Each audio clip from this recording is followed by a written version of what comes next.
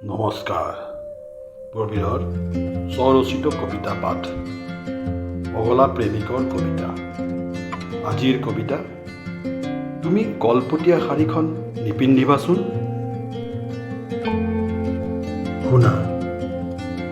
শুনা কথা এটি কওঁ, তুমি কলপতীয়া শাৰীখন নিপিন্ধিবাচোন। নাজানো তুমি মন কৰিছানে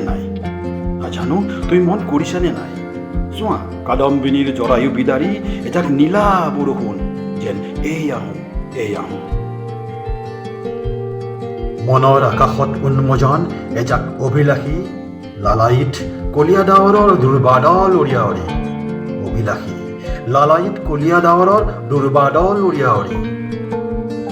তুমি কলপতীয়া শাৰীখন নিপিন্ধিবা।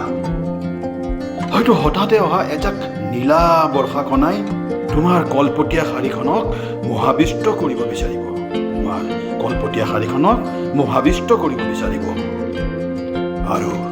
আৰু নীলা বৰষুণ জাকত জুৰুলি জুপুৰি তোমাৰ কলপতীয়া শাৰীখনে বৰ্ষা স্নাতা কান্তি দেহৰ মুতলীয়া তৃপ্ত আলিংগনত আত্মহাৰা হৈ হয়তো তোমাক মোহাচ্ছন্ন কৰি তুলিব।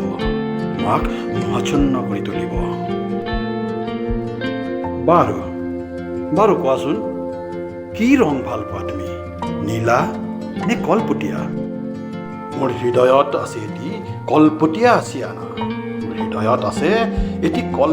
আছিয়ানা, য'ত সযতনে সাঁচি ৰাখিছোঁ তোমাৰ হিয়াৰ নীলিম কহিনুৰ। মোৰ কলপতীয়া আছিয়ানাত নীলা ৰং মোৰ বৰ প্ৰিয়, সঁচাকৈ অতিশয় প্ৰিয়। অৱশেষত বৰষুণ জাক আহিল এজাক নীলা বৰষুণ। মই যে এতিয়া কাদম্বিনীৰ বিদীৰ্ণ জৰায়ুৰে মুষলধাৰে ধাৱমান বৰষুণ জাকৰ নীলা প্ৰগাঢ় নীলাৰে সুৰঞ্জিত। মোৰ কলিজাত এতিয়া অভিলিপ্সাৰ গুমগুমনি। দুচকুৰ জলধাৰাত কলীয়া ডাৱৰ জাকৰ মুতলীয়া উন্মাদ জলকেলি। মোৰ কণ্ঠত ধুমুহাৰ অদ্ভুত উচতন।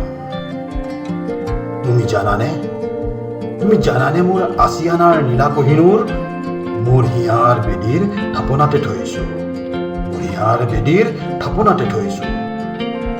সেয়েহে কলো তুমি কলপতীয়া শাৰীখন নিপিন্ধিবা।